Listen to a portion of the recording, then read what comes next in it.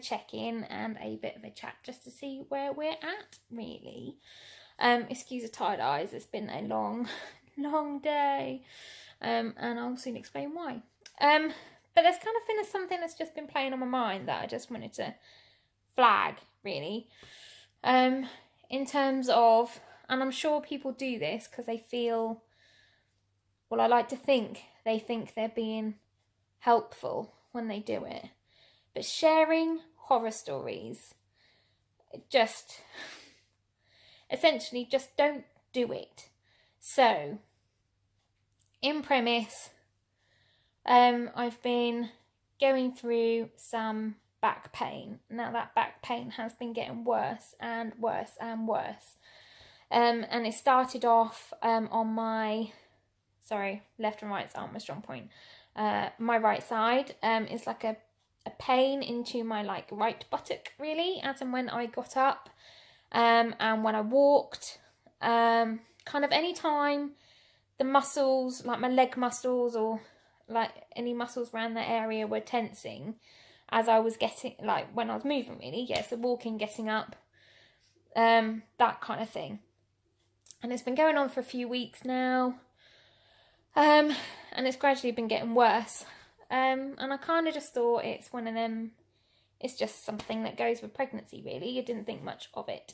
But the other night, it was really getting bad to the point where it then happened on my left side, just out of nowhere. I was just in the kitchen.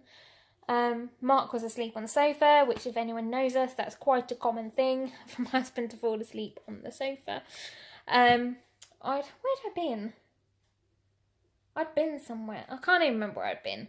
But either way, I'd been somewhere. I'll sort myself out a drink and something to eat in the kitchen.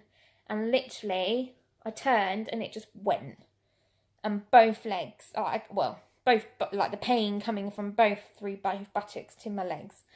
So I tried to take another step, couldn't. I was like, oh my God, what am I going to do? The upshot of the story is I actually then ended up crawling to the stairs and going up the stairs on my bum as if I was like 3 years old again, just to get up to bed, because I literally could not put any weight on either leg. So I kind of, oh, that's not a very flattering angle, is it, when I look down?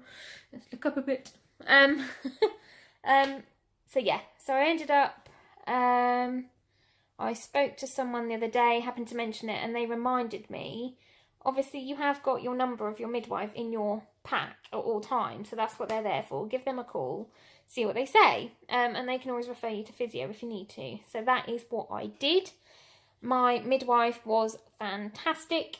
So I rang the surgery, said I needed to speak to my midwife. My midwife then got back to me literally within an hour to say, oh God, I hear you, there's a message, is everything all right? And I explained everything to her. She then kind of said on the phone, that sounds like sciatica. The fact that you're getting it when you're like quite this far on, obviously we want to nip this in the bud because you've got a little while to go in your pregnancy. So I'm going to refer you to physio straight away. This was on the Thursday, 4 o'clock on the Thursday. She was then going to ring the physio to let them know that you have to self-refer, you see. So she was going to let them know that a referral was coming in from me and to be classed as urgent because it was affecting my sleep and my mobility. I was then to self-refer. So by the time, because all my pregnancy packs and the number that I needed to, you need like your NHS numbers and some details of your pregnancy stuff, basically. Because it was all at home, I then had to wait till I got home, so I didn't actually end up ringing till 6 o'clock Thursday night, where you leave a message on an answer phone, which I've been told that's what would happen. I wouldn't expect to speak to someone, and by 9 a.m. on Friday morning, someone had already rung me back and booked me in for 9:30 on Monday morning. How fantastic a service is that? We're so lucky to have the NHS. And that was that, really. So I went along for my one-to-one physio appointment. And again, she was fantastic. So she looked at how I was standing, and kind of how I was moving. We went through some, different movements really, just to see what my mobility was like. Result of that being, yes, I had sciatica. However, she felt there was another reason for my pain, or certainly if I wasn't getting it already, it was going to be coming pretty soon. So she wanted to nip it in the bud. And that was the fact that my right pelvis was twisted. She thought, although she didn't know for certain, she thought I'd probably done it myself in the way I'd been holding myself with the sciatica. If I was leaning more to the left, I was then automatically kind of pushing my right pelvis up. And I kind of twisted it myself. So needed to pretty much untwist it really. So she gave me some exercises to do. And also a support belt to wear that she then fitted me with. So essentially she twisted my pelvis back, and then we have to wear this support belt to try and keep it in place, and then we'll keep an eye on it throughout the rest of my pregnancy. Yes, twisting the pelvis was as uncomfortable as it sounds, but it's momentary, and I knew that it was, it was going to help me in the long run, so it's fine. And I did ask at the time, will this affect, like, my birth? Will this, and I have to think how I worded this. Will this cause any complications in my birth? Because that's what I was worried about. I really want to have a natural birth, if at all possible. And she said, no. Fine. I left absolutely happy as Larry. I then went to work, obviously straight from physio. Still hobbling about because I've just been pulled, and I'm already sore anyway, and I've just been pulled about, but that's all to be expected. And I happened to hobble to the photocopier, whereby someone saw, made a comment, asked obviously why. I then explained. It was a female, and it's a female that I know. So this is what I mean. I'm sure it was not malicious. Well, I'm pretty definite it was not malicious at all. It was just because some people feel they need to share a story and perhaps even show a connection to you, maybe? I don't know. You tell me why you think people do this. She then progressed to tell me that she also had that throughout her pregnancy, and that it did lead to complications in her birth because the baby consistently, when she was trying to push, the head kept banging against her pelvis because it was twisted. It wasn't letting the baby out, which was obviously the fact that you're pushing and pushing, you're pushing. It was then, and you're pushing a baby's head against your pelvis. It was then causing additional pain. The pain was excruciating. And it then led at the very last minute in a panic to a very, emergency situation, and led to an emergency C-section. She obviously saw the look on my face after all this and went, oh, but then, my little boy was nearly 10 pounds, so perhaps it was the size of him that was that rather than a twisted pelvis. Don't worry about it, I'm sure you're fine. Have a good day. And off she went. Well, the damage has already been done by that point. C-sections? What? The physio to me had said there'll be no complications. But then I suddenly thought, well, perhaps what she meant was, and didn't want to say it to me in case it panicked me, that if it was a planned C-section, then that's not classed as a complication. So I then went and did the worst thing you could ever do. And this is what my biggest advice to you is, don't Google.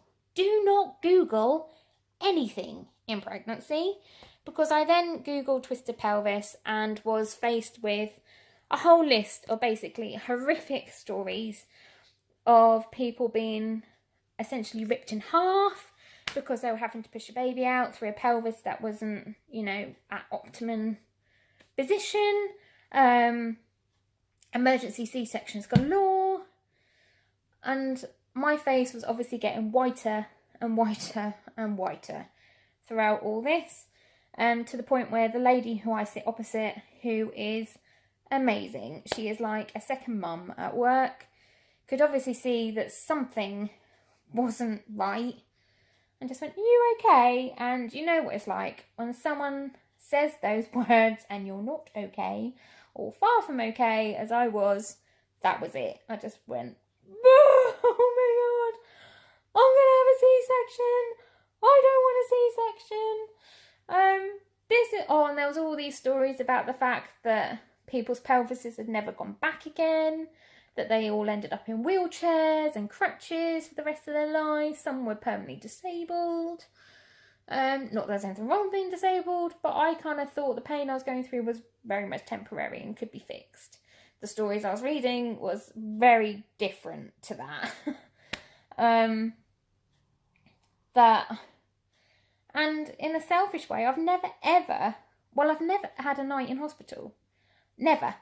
This will be my first ever, other than when I was a baby. I wasn't very well when I was born. But obviously I don't remember that. But other than that, I've never ever had to stay in hospital for anything, let alone have an operation. I've never ever had an operation. So the thought of, one, not delivering my child how I wanted to, and I'm not saying anyone who has a C-section is a failure, but that is how I was feeling, that as my first ever child, I was taking the easy route out, which it isn't easy at all when you actually read, although throughout the horrific stories, obviously it then also deals C-section recovery. It is not an easy solution whatsoever. But I just did not want to bring my baby into the world via a C-section, and I've never had an operation, so the thought of having an operation was petrifying me. And you're going to be awake while they cut open your stomach and lift a baby out. At what point is that ever going to be attractive to anybody? And then I was basically going to be deformed for the rest of my life, was the upshot of all this, the story I'd been told, and then the Googling. So as you can imagine, I was a delightful sight at my computer. Whereby the lady opposite me was calming me down, and just said, I had a twisted pelvis as well for both of my births. And I said, well, yeah, but did you have a C-section? She said, well, we're not talking about me, are we? We're talking about you. And I said, so that is a yes then. So you did have C-sections. Oh my God, I'm going to have a C-section. Oh my God. And she said, well, yes, I did, but it was absolutely fine. There was no issues whatsoever. Now stop Googling. There is no reason to Google. You had a health professional answer a question of yours. Trust the health professional. That is the only person you ever need to listen to, and trust the health professional, which actually she's right. And again, that's another key message for this. If you have a health professional, trust your health professional, not these people who just want to share all their stories with you. And exactly saying, I then came home, obviously explained everything to Mark again, cue more tears, where he couldn't really understand what I was upset about, because and he is right, as long as the baby comes out healthy, who cares how it gets here? It does not matter, as long as mum and baby are absolutely fit and well, whether that is through a sunroof option or via traditional exit. As long as both are absolutely fine, it does not matter how they come about and how it materialises. In terms of recovery, that wouldn't be the best situation for us. Mark runs his own business. And really, if you've got a C-section, you need to be having assistance like for 3-4 weeks after, because you can't actually lift up the baby. Someone has to bring it to you. And I'm planning to breastfeed, so I'm going to need every 2 hours, someone's going to need to lift it and give it to me so I can feed it. I'm not going to be able to get down on the floor to change it. So there was all these practicalities that were going through my head. And I was just really panicking about it, really. I don't want to be a burden on anybody, but at the same time, like, it just wouldn't work for us. But as he said, you know, we figure it out as and when. And if it is going to be a C-section, chances are they're going to know that that's what it's going to be on the lead up. So we can then potentially, you know, we can sort out arrangements for that. And also they'll then give us time for sort this out as well, if that's what the situation is going to be. Now, thankfully, I am booked into hypnobirthing, so if that is what happens, I can hopefully use those techniques to keep me calm. And people have C-sections all the time. I mentioned it to my midwife the next time I saw her. Actually, no, I didn't. That is a lie. I mentioned it to the yoga teacher. I mentioned it to my yoga teacher, who basically told me, what a load of codswallop. Again, stop Googling, and people will always want to share their war stories with you. And it's almost because it's a badge of honour for them, not thinking how that is going to impact on you. Now, if a child was going to the dentist or something for the first time and they're scared, you would never ever tell them a horror story to make them feel better. Well, that's no different to when you're an adult. So, upshot, if you have had a birthing story, unless it's actually going to benefit other people in you sharing it, don't. Just keep it to yourself. And throughout my Googling, I did actually come across a midwife who was actually having a baby, who said she actually printed herself off a badge and she wore it throughout her pregnancy that said, unless your story's going to make me feel better, don't tell me. And I'm actually considering doing that for myself. So that is the message of this video. If you have a story that is not going to help someone else, do not share it. And if you are a lady that is currently going through pregnancy, do not Google. Do not Google. Listen to your health professional.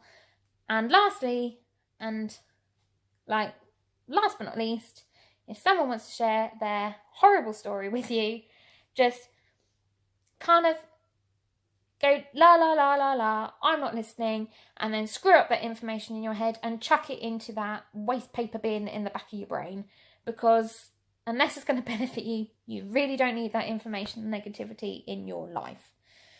Now, all I can do right now is focus on the exercises that I've been given, and all the advice I've been given for the sciatica and the twisted pelvis, and just do my best, and then we'll go from there. We'll see what happens. So I'm seeing the physio every 2 weeks. They are keeping a really close eye on me, which again, then I started to read more into. So I suddenly thought, at the time, I didn't think anything of it. And I thought, well, actually, are they, because someone else commented, oh, they're seeing you every 2 weeks. That's a lot. And I was like, oh, God, perhaps that's why they need to see, if they need to put me in for a C-section. No, don't be stupid. They're actually just monitoring my health. They're just keeping an eye. They're just doing their job, because that is what they do, essentially. So wear my belt all the time. I'll see if I can show you it, actually. So I wear it over my jeans, underneath, like a vest top or something. So it's just a Velcro belt. Let's see if I can. Undoes there and wraps all the way around. And then it's got different supports all the way. They fixed it depending, they fitted it to me when I was there, basically, so they could then see kind of what I needed in terms of support. I'm not allowed to sit, when you sit on the sofa and you put your legs up to the side, or cross-legged, or sit underneath my legs. I've got to sit in a proper right angle as much as possible. So either my legs in front of me or legs kind of sat, like a proper sitting position, basically. I've got to walk slowly. I've always walked quick, and I've always waddled, basically, even prior to being pregnant. But essentially that waddling probably actually has contributed to like hip movement. And I've probably always had it, just one of them things. But if I take my time, so one foot in front of the other, roll like from heel to the ball of your foot, then I should keep my posture as straight as possible, because that's what we're aiming for. No leaning to either side. So handbags are out. You need to try and wear a rucksack where possible, which I still haven't done yet. I need to do that. Like carrying shopping bags, like you're going to be lopsided, so where possible, don't actually do the shopping. Get someone else to do that for you, or online shopping, like so it actually comes to you. Yeah, just things like that. Try and keep your legs together at all times where possible. Like no sitting cross-legged, that kind of thing. And getting in and out of the car, try and keep your knees and that together. And it's just general advice like that. It's just being mindful of your posture. Oh, and then my work chair has now also been adjusted. So although my hips also have to be higher than my knees, and that is to help position with the baby, because they were saying with the hip, the baby could actually have a tendency to go to the back, to my back and to the back of my pelvis, which won't do my pelvis any good and pain. But also when we get to the end, if it's used to doing that, it's basically going to develop a habit. Potentially you're then encouraging a back-to-back or a breech baby. So if I can keep my hips higher than my knees, which sounds really stupid, but obviously when you sit, actually you're normally like that. That is optimum level, but I need to be sitting a bit like that. So my office chair has now been tilted, and I've got rid of my footrest because I'm vertically challenged. I've always had a footrest underneath my desk. I've actually got rid of that, so my knees have now dropped. And that makes the baby head towards the exit, basically. And by sitting up straight, it's stopping the baby going to my back. So rather than kind of leaning back, which I do sometimes when the baby's moving, I thought it was being helpful. If the baby was really, really moving, I would almost kind of lean back, especially if I was at home or at work and it was kicking my ribs. Like, I thought I was giving it a bit more room. Perhaps it was telling me that it's squashed and you just want to give it a bit of room so it can stop kicking your lungs, because it's not the most pleasant experience. But in actual fact, all I was doing was giving it more room, but I was giving it more room to go to the back, and I don't want it to go to the back. So as like the yoga teacher said, you are a parent from the word go. From the moment that you conceive, you are a parent. So show it that you are the parent, and no, you're not going to sit at the back. No, you're not going to cause me any extra pain. This is your space, and this is where you're going to go. So by sitting upright and by tilting my pelvis, then you're getting it trained to go into the optimum position, really. And that's about that. So 2 weeks time, I have another physio appointment. We'll see how it goes. We'll see what happens. I'll do the exercises in the meantime. So there are a lot of inner leg stretches, but they're to help support my pelvis. Some pelvic floor exercises, which again is to strengthen my pelvis, and pelvic tilts, again to strengthen my pelvis. And that's about it so far, and we'll go from there. So I will trust in my physio, I will trust what they're saying and tell me what to do, and I will only worry as and when I have something to worry about. But for anyone else going through this, I feel ya, because obviously you can't take any painkillers, and I think it's one of the first times I've actually got my husband's sympathy, because he had a slip disc and sciatica a year or so ago, or maybe longer than that now actually, maybe 2, and he was on very strong painkillers to help him get through the pain. So the fact that I'm having to do this with no painkillers whatsoever, us ladies can do it. So if we can get through this, we can get through childbirth. It's going to be a doll. And I will be doing it naturally. Just watch me. But going forward, if you have a story, unless it's positive it's going to help me, keep stum. Not interested. But thank thank you for watching. Rant over. I feel a lot better. And for anyone else who is going through the same issues, then by all means follow my journey, see what tips I'm being given to perhaps help the situation. And if you've had any, really useful tips, again, please do share. We can have a nice positive group. And that's the other thing I would say. Sometimes when you Google search, they bring up Facebook groups, which I then joined, and I've quickly unjoined every single one of them because there was not a nice piece of advice in any of them. So again, don't use them either. But until next time, I'll see you later. All right, thanks. Bye.